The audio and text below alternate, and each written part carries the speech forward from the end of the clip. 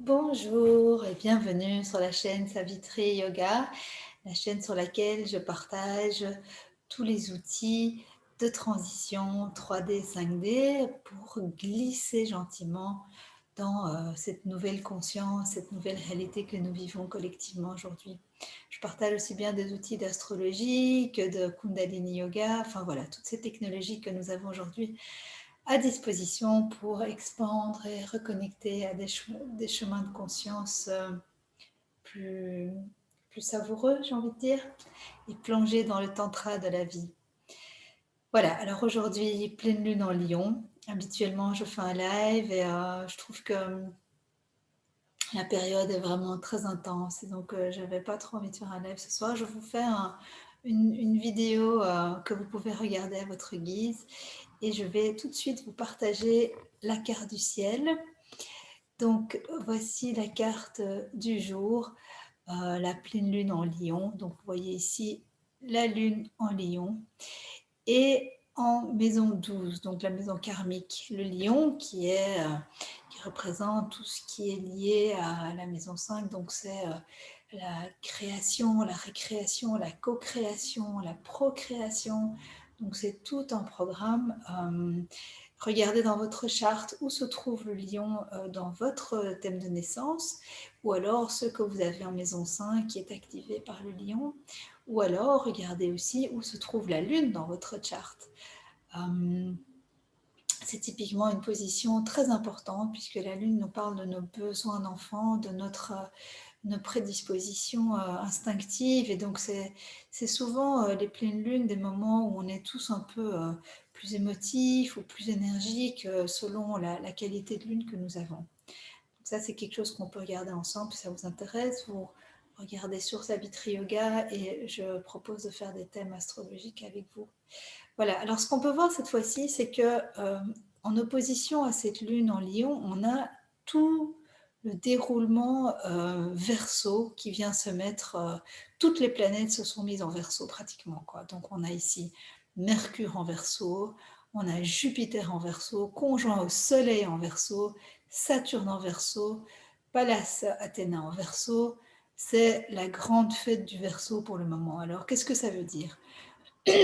La maison 6, c'est la maison du quotidien, donc le signe du Verseau se trouve aujourd'hui dans la maison du quotidien. Alors le Verseau, il vient amener un vent de renouveau, un vent de fraîcheur, un vent d'accélération aussi, parce qu'il est régi par Uranus, qui vient, lui, pour le moment, d'ailleurs, Uranus est ici en Taureau, secouer nos habitudes matérielles, hein, donc tout ce qui est logement, travail et compagnie est fortement secoué en ce moment.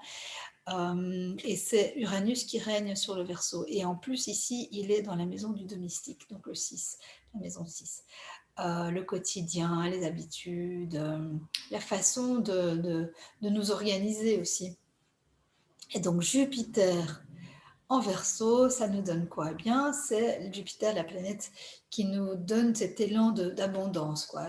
Où est-ce que nous sommes alignés pour être abondants ? Eh bien, ici, c'est dans le Verseau, donc dans l'innovation. Donc aujourd'hui, chaque fois que je vais être alignée avec un désir d'innovation, ben je serai sur mon chemin d'abondance. Et à contrario, l'abondance me mènera, cette énergie universelle de Jupiter en Verseau vient pousser dans mon dos et vient me donner un élan de renouveau et d'innovation. Donc je vais me tourner vers une technologie innovante, vers des façons de penser innovantes, vers des activités innovantes. Enfin voilà, tourner résolument vers le futur. Un soleil en Verseau, c'est aussi se montrer et vibrer la fréquence de la nouveauté, même s'il est en exil en Verseau et qu'on va plutôt aller regarder vers Saturne, mais ça, on n'en parle pas aujourd'hui. Mais de toute façon, Saturne est aussi en Verseau. Donc Saturne, c'est la règle, c'est la loi, c'est l'administration qui est en Verseau aussi. Donc ça veut dire quoi ? Est-ce qu'on va revisiter ces aspects-là de notre société, ou est-ce qu'on va aller innover dans la façon dont on gère l'administration, la règle et la loi dans notre quotidien personnel, c'est-à-dire le rapport à la comptabilité peut-être. Est-ce qu'on va faire notre compta différemment ? Est-ce qu'on va trouver des solutions pour que ce soit plus innovant, plus moderne ? Voilà, ce genre de choses-là. Qu'est-ce qu'il y a d'autre en Verseau? Ben, Mercure. Mercure, c'est pas mal, c'est la façon dont on réfléchit, c'est l'organisation du mental, c'est la grille de lecture aussi. Alors un Mercure en Verseau, c'est-à-dire qu'on va commencer à réfléchir out of the box, on va commencer à se poser des questions différentes cette fois-ci. Comment est-ce qu'on va organiser le quotidien? Est-ce qu'on va retomber dans les vieux schémas qu'on a pratiqués jusqu'à présent et qui vraisemblablement ne nous correspondent plus et ne sont plus d'actualité pour nous? Ou est-ce qu'on va commencer à envisager quelque chose de nouveau, de plus moderne, de plus adapté à ce qui nous attend dans le futur? Grande question. Et puis, qu'est-ce que ce serait? Comment est-ce qu'on pourrait innover et penser autrement, justement, toutes les questions du quotidien? C'est une très grande question. Comment envisager aussi le rapport à l'amitié? Parce que Mercure, c'est l'amitié aussi, l'amitié qui est très centrale dans le thème du Verseau, puisqu'elle est vraiment tournée vers l'extérieur. Il y a quelque chose de cet ordre-là aussi. Voilà, je peux aussi encore dire que Neptune est conjoint à Cérès en maison 7 en poisson. Alors Neptune est le maître du poisson justement, le poisson qui est le dernier signe du zodiaque, hein, qui est cet amour christique, cette capacité de se fondre l'un dans l'autre, cette capacité de sentir dans son ADN qu'on est tous, qu'on fait tous partie de la même source. C'est aussi une configuration qui nous voile un peu les yeux, parce qu'on ne voit pas très très clair quand on a une position en poisson, et d'autant plus Neptune en poisson. Donc ça, c'est vraiment le comble du manque de clarté. Donc faites vraiment attention dans tout ce qui est matière, couple, vie conjugale, association, partnership, signature de contrat. C'est pas maintenant que je m'engagerai dans quelque chose de solide ou de pérenne, parce qu'avec une position pareille, on n'a pas toutes les cartes en main. Et voilà, c'est un petit peu à prendre avec des bémols. On a un engouement, on a une prédisposition, parce que c'est vraiment un amour très fort, mais soyons quand même vigilants à ne pas prendre de décision à long terme pour le moment dans cette position-là. Alors, ce qu'on a aussi, c'est une Vénus en Capricorne, maison 5, conjointe à Pluton. C'est pas mal, ça. Le Capricorne, c'est un signe assez austère, très froid, très terre. J'ai oublié de dire que le poisson, évidemment, est un signe d'eau, donc empathique. C'est ça, cette capacité de se fondre. Le Verseau est un signe d'air, donc assez froid, masculin, fixe, très cérébral. Donc c'est une période aussi où on est vraiment très cérébral, d'où certains confrères qui préconisent de revenir dans le cœur, hein, ici dans le signe du lion, de toujours faire descendre l'information dans le cœur. Et là où je voulais en venir, c'est qu'avec une Vénus conjointe à Pluton en Capricorne, voilà, tout ce qui est lié à l'amour est assez concret, j'ai envie de dire, se déroule dans la maison du lion, donc la maison 5, la maison de la créativité, la création, récréation, co-création. Donc c'est chouette, les partnerships avec beaucoup d'intuition, puisque Pluton est conjoint à Vénus. Donc une Vénus quand même très en lien, quoi. Un féminin intérieur très, très intuitif pour le moment. Alors si vous êtes une femme, évidemment, ça vient parler de votre intuition à vous. Si vous êtes un homme, ça vient parler de l'intuition de la conjointe ou d'une femme dans votre vie, ou du féminin sacré à l'intérieur de vous, cette énergie subtile qui vous donne de l'information dans la maison de la créativité. Donc c'est un bon moment pour créer, pour danser, pour s'adonner au plaisir, une grande connexion avec l'invisible, du magnétisme aussi, hein, ça confère beaucoup de magnétisme à la femme, puissance du féminin avec ce Pluton conjoint. Attention, attention. Qu'est-ce qu'on voit encore? Deux positions qui sont tout au long de l'année, hein, ça fait un moment qu'on les a là, c'est Chiron et Lune Noire qui sont en bélier. Chiron, le guérisseur blessé en maison 8, donc on vient vraiment travailler, et c'est générationnel en plus. Si vous avez fin quarantaine, vous avez aussi un Chiron en bélier dans votre charte natale. Chiron en bélier, c'est vraiment la place, hein, trouver sa place, alchimiser sa place, vivre cette cette transformation intérieure où on ose en fait finalement, on est né un peu avec ce stigmate de ne pas savoir trop légitimer notre existence. En fait, c'est un petit peu ça, hein, Chiron en bélier, c'est un petit peu ça, c'est la légitimité de notre existence. Et j'existe, quoi, j'ose exister. Donc c'est ça, c'est la transformation alchimique par l'action, par l'affirmation de soi. Une Lilith en bélier, la lune noire, donc celle-ci, c'est bon, elle est rétrograde, donc elle est plutôt tournée vers l'intérieur. C'est peut-être une propension d'être un peu au taquet, quoi, d'être un peu très sauvage, très affirmant, très combattant aussi. Donc aussi un petit peu attentif à ce niveau-là. Dans la maison 9, c'est la maison quand même du collectif, la maison du Sagittaire. Voilà, faire attention peut-être dans les réseaux sociaux, de pas trop se répandre et déverser voilà, son côté combatif. Peut-être certains d'entre vous auront envie de monter au créneau aussi, puisque ça vient parler vraiment de cette part sauvage qui a besoin de s'exprimer, de se vivre en bélier, donc c'est beaucoup de feu quand même. Voilà. Ici, on a Uranus conjoint à Mars, c'est intéressant, hein, ça fait un moment qu'Uranus est en taureau. Là, il est conjoint à Mars en plus. Uranus donne beaucoup d'énergie, parfois un peu abrupte d'ailleurs, à Mars. Mars qui est je me mets en action. Alors, à la manière du taureau, c'est un Mars qui est quand même orienté vers les plaisirs de la bouche, les plaisirs sensuels, le travail aussi, une position un peu de workaholic. Avec un Uranus, ça peut être chouette, c'est une façon de rentrer en action différemment, de s'orienter dans son travail de manière innovante de nouveau, hein, grâce à Uranus. La façon dont on fait du sport, avec peut-être de la nouvelle technologie, peut-être qu'on a acheté des nouveaux devices, des apps, des trucs comme ça. Uranus, c'est vraiment ça, hein, c'est le futur, c'est se tourner vers la nouveauté, quoi.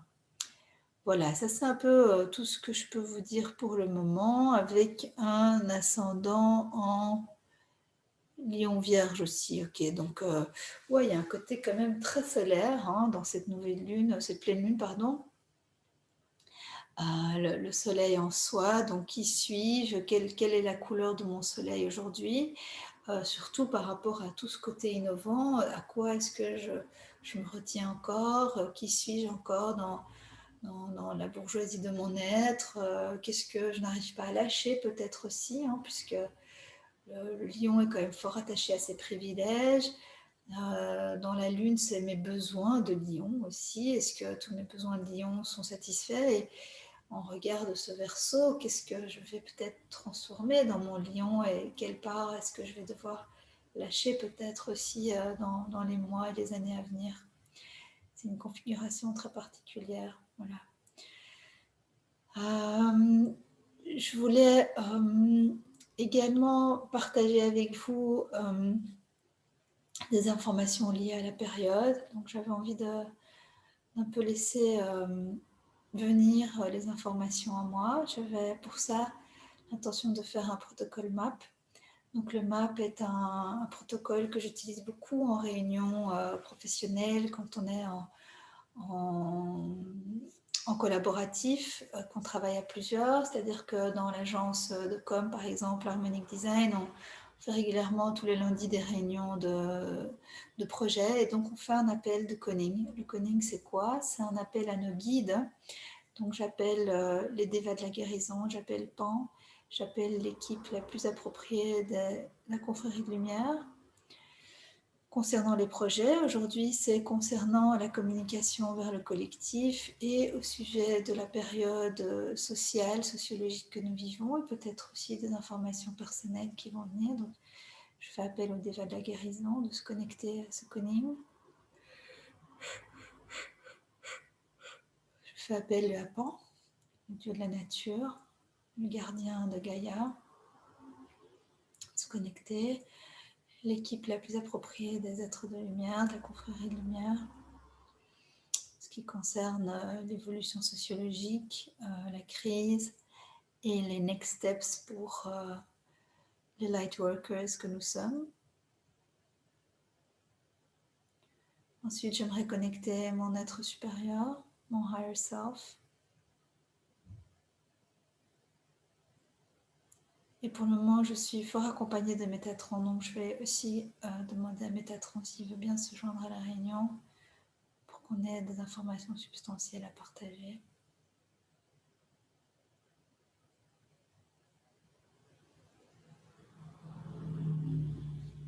Ok. Alors, ce qui me vient d'emblée, c'est ce que j'ai partagé aujourd'hui sur les réseaux sociaux. C'est donc effectivement ce mirroring, cette correspondance systémique entre ce qui se passe à l'intérieur et ce qui se passe au niveau sociétal. Donc, très, très, très important qu'on soit en vigilance intérieure de tout ce qui remonte par rapport au pouvoir. Parce que comme on l'a déjà vu à l'extérieur, bien aujourd'hui c'est un problème de pouvoir qui est à la dérive que nous sommes en train d'observer. Donc des abus de pouvoir, des dérives du pouvoir, des façons de prendre le pouvoir, enfin voilà, d'utiliser nos acquis et de vivre cette souveraineté étatique en fait sur l'humain, sur le citoyen. Donc, qu'est-ce que ça vient dire en fait de nous en miroir, hein? C'est comment est-ce que je peux retrouver ma souveraineté? Quels sont les piliers de ma souveraineté intérieure aussi? C'est une chose vraiment, vraiment importante qui vient nous parler du lion, bien sûr. Et ensuite, j'aimerais qu'on aborde aussi le côté manipulation, abus de pouvoir que nous avons sur nous-mêmes, quelles sont les parts de mon ego qui exercent encore du pouvoir sur mon quotidien, quels sont les espaces en moi non résolus que je laisse encore aux rênes de mon mental, aux rênes de mon quotidien et qui me pourrissent la vie, clairement. Et donc, de quoi est-ce que j'aimerais me débarrasser aujourd'hui? Et qui serait une forme de remise à sa place, en fait, de remettre les choses à leur place, remettre les instances à leur place, redonner sa juste place aux choses, aux instances. Vraiment comme un miroir sociétal. Donc si on parle de destituer un gouvernement ou destituer une personne régnante ou gouvernante, eh bien, quel est l'abus de pouvoir qu'elle exerce? Comment est-ce que je vais destituer? À quoi est-ce que je vais donner la parole? À quelle instance est-ce que j'aimerais donner plus d'énergie? Donc en moi aussi. Il y a tout ce travail-là.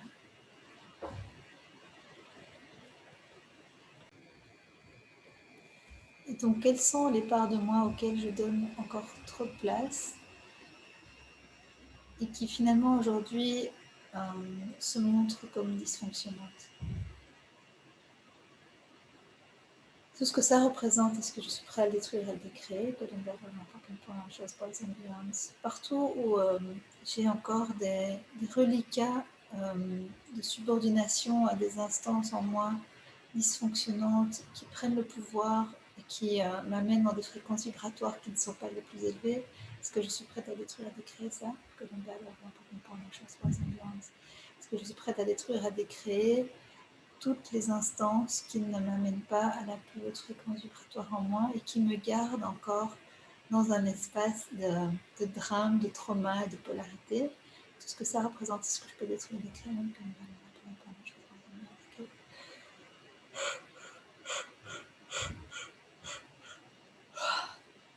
Là, de plus en plus, je me rends compte, je vous invite à regarder la vidéo 3D, 5D, que nous avons encore des réflexes mentaux de nostalgie, d'addiction au drame et au trauma qui nous gardent en fait dans cette polarité, dans cette vibration basse.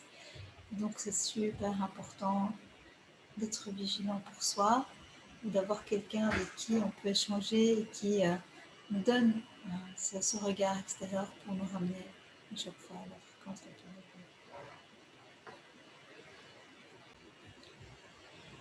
Donc l'addiction au drame et au trauma, l'addiction aussi à tous ces espaces en nous qui nous gardent cette nostalgie en fait. La nostalgie du passé, la nostalgie d'un vécu, la nostalgie de privilèges, la nostalgie de notre bourgeoisie, la nostalgie de notre confort. Tout ça nous garde dans une fréquence vibratoire basse. Donc, tout ce que ça représente, est-ce qu'on est prêt à détruire, à décrire, non? Ok, ben alors, pas que je vois la chose, c'est bien. Ok, très bien. Est-ce qu'il y a encore autre chose qu'on peut nettoyer à ce stade-ci? Donc, quand on est dans un espace vibratoire élevé, comme on l'est là en ce moment, en fait, parce qu'on a vraiment la présence Métatron là qui nous pousse et qui nous influe de l'énergie. Je ne sais pas si vous ressentez là à l'instant une colonne de lumière blanche qui est dans le dos, donc, et qui vous pousse, qui est comme un espèce de souffle constant assez fort. C'est pas désagréable, mais c'est quand même une tension et qui vous aide à rester droit en fait et à ne pas sombrer dans des états de nostalgie, dans des états de drame, trauma, abus, tout ce qui est un plan de distraction, donc blame, shame, regret, tout ce qui est regret, guiltiness, la culpabilité, voilà, tous ces espaces-là en fait, tout ce que ça représente, ce qu'on est prêt à détruire, décrire, et que le mal ne parle pas, un choix, pas de bien, ok.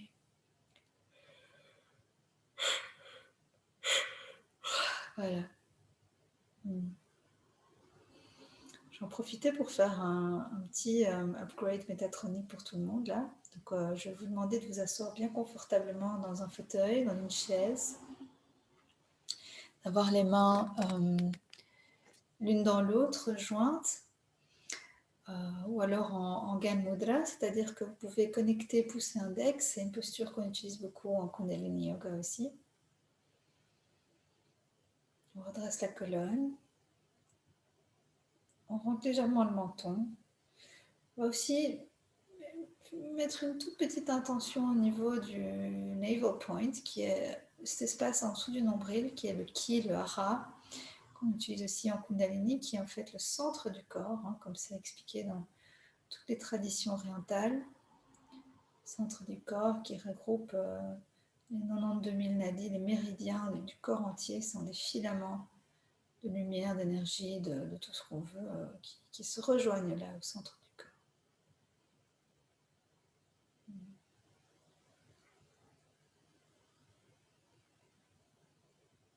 Et là, on va se connecter à un portail qui se trouve à 45 cm au-dessus de la tête. Donc, on va étirer la colonne, entrer le menton, et on va visualiser un espace qui est un portail à 45 cm au-dessus de la tête, qui est comme une porte en fait galactique, de laquelle on va recevoir la lumière de tout l'univers. Donc non seulement de Métatron, qui est déjà extrêmement lumineux, mais en plus de tous les points de lumière de l'univers, qui viennent se déverser en nous à partir de ce point-là, au-dessus de la tête. 45 cm au-dessus de la tête, on ressent un déversement d'énergie, de lumière blanche, qui vient maintenant se cumuler à une lumière dorée, à une couleur dorée. C'est comme une couleur qui se déverse en nous. C'est de l'or liquide qui vient se déverser en nous.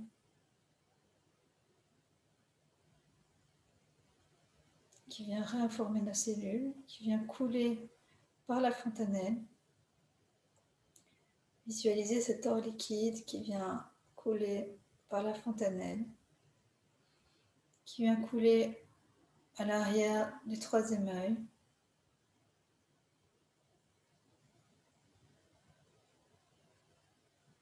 continue à couler à l'arrière du nez, de la gorge, dans la gorge, chakra de la gorge, communication.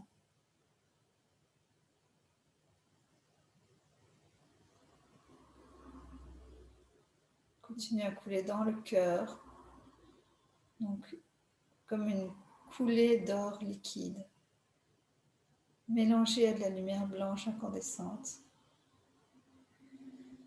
qui vient réactiver, réinformer tous vos chakras. Donc on est dans le cœur ici. On continue à laisser couler cette couleur dorée, cet or liquide, descend dans le plexus solaire.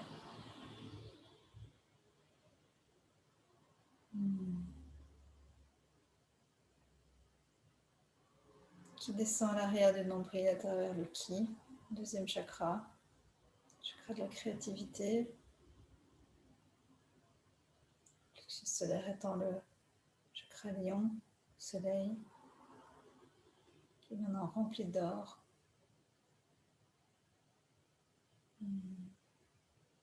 Et en finale, qui descend au premier chakra, vers l'anus, la fin de la queue, sur la colonne vertébrale.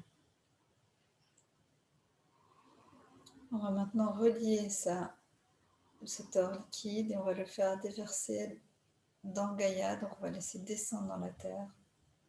On va créer des racines à la terre, des filaments d'or qui vont nous connecter, nous, nos chakras, avec la terre.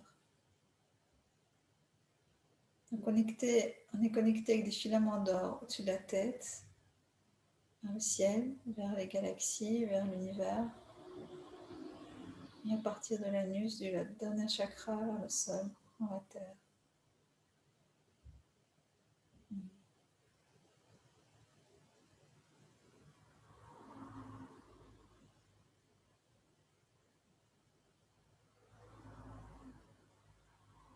Ressentez l'or d'abord très fortement. Moi je sens aussi une lumière blanche très très forte au niveau au-dessus du crâne.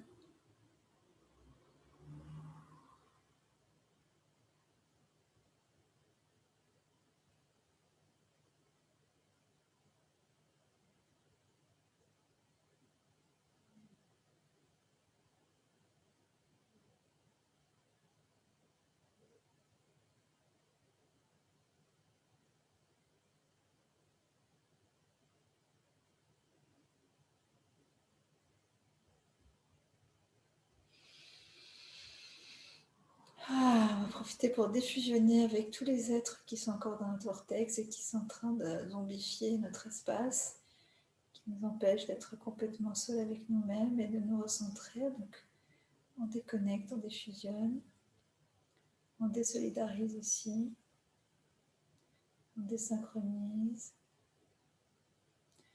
je coupe tous les liens avec tous les autres vortex, et toutes les personnes qui se sont connectées à moi. Je vous rends votre liberté, je reprends ma liberté.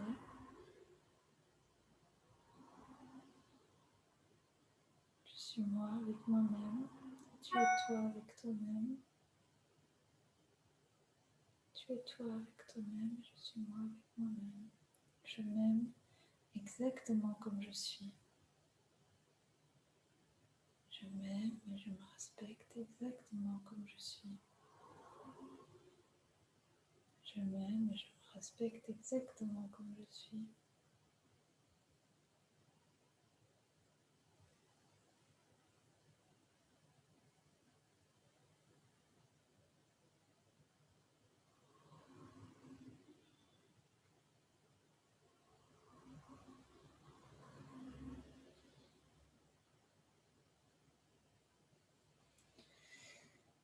Yeah, c'est là qu'on part.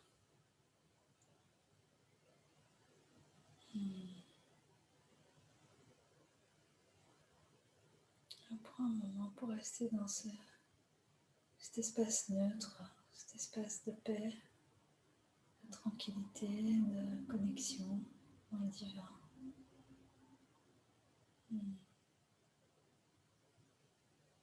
Dans les ouvrages ésotériques, on parle de peachy gold, une couleur pêche or, douce, chaleureuse, enveloppante. Sentez-vous dans cette couleur pêche or.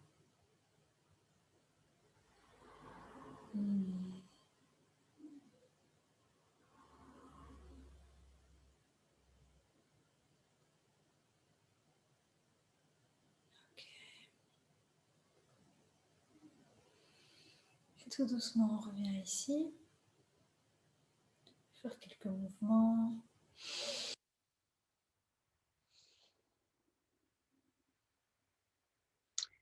Et je vous invite à accueillir complètement dans l'amour, dans l'accueil de tout ce qui vient et d'être dans un oui constant. Ça, c'est très nouveau aussi. Gardez le oui. Donc, l'information arrive, oui. Même ce qui s'est passé pour mon fils, par exemple, qui s'est fait arrêter de manière injuste et abusive, ok. C'est dans le vortex familial, mon fils a vécu ça, mais oui. Ok, qu'est-ce que ça apporte? Eh bien, en l'occurrence, ça apporte du changement. D'accord? Ou un compagnon qui se sépare. Ben oui, c'est douloureux, j'accueille la souffrance qui est en moi, qui monte. Qu'est-ce qu'elle dit de moi, de ma nostalgie, de mes conceptions, de mes peurs, la peur de ne pas être réalisée dans un futur proche, la peur de ne pas être dans l'abondance divine, la peur de ne pas avoir tous mes besoins rencontrés.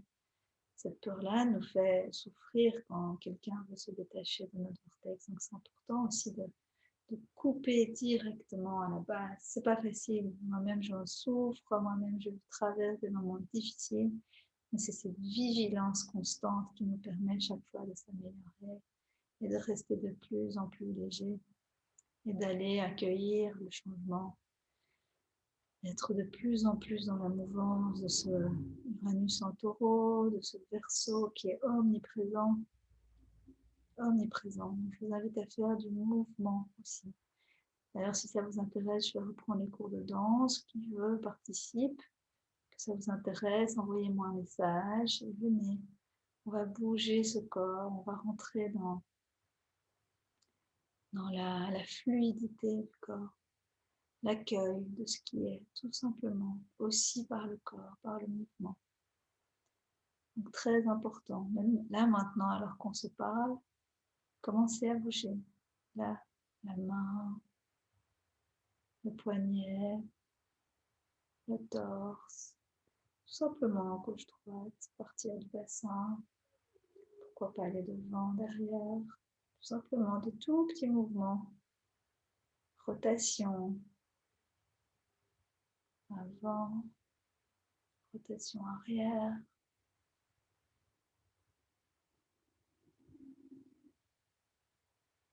voilà,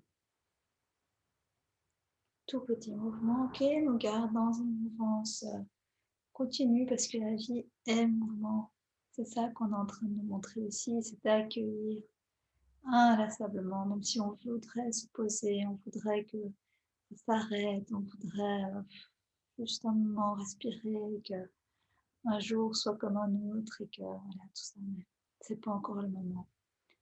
Donc accueillons et respirons à chaque instant dans la profondeur de notre silence, de notre paix intérieure. À chaque inspiration, soyons en contact avec nous-mêmes, avec l'amour, avec le divin. Et si vous avez envie d'être accompagné par des anges, archanges, appelez. Moi, pour le moment, je suis accompagnée, j'adore, je me sens guidée, épaulée. Voilà, ce sont des moments comme ça où on a besoin, et puis d'autres où on n'a plus besoin. Et donc, quand il fait froid et qu'on est tous un peu isolés, que chacun est dans ses occupations, ben voilà, ça fait du bien parfois d'être juste un peu accompagné, réconforté. Voilà. Ressentez ça aussi, que vous avez toujours, toujours, toujours la lumière divine en vous qui est extrêmement chaleureuse. Donc quand vous connectez au divin en vous, c'est délicieux tout de suite. Tout de suite, on reconnecte au chaleureux en soi. Ou alors nos guides qui sont eux aussi, si on le demande, très chaleureux. Donc voilà, allez chercher, demandez ce dont vous avez besoin. N'oubliez pas qu'on est émetteur-récepteur, donc émettez aussi de la chaleur et récoltez de la chaleur. Et observez que si vous émettez du froid, ben vous recevez du froid. Et c'est pas grave, c'est ok aussi. Voilà. Bon, je vous souhaite un spacious full moon, pleine lune réussie, avec une récolte d'informations, avec un alignement, avec des prises de conscience, avec beaucoup d'amour, beaucoup de douceur, beaucoup de joie, beaucoup de rayonnement, beaucoup de santé, beaucoup de bonne nourriture, de bon sommeil, de belles rencontres et de fraternité, d'échange. Voilà, tout ça, je vous le souhaite. Je vous souhaite une belle soirée ce matin. Si vous avez aimé cette vidéo, n'oubliez pas de vous inscrire, de vous abonner à ma page et de partager. Merci beaucoup.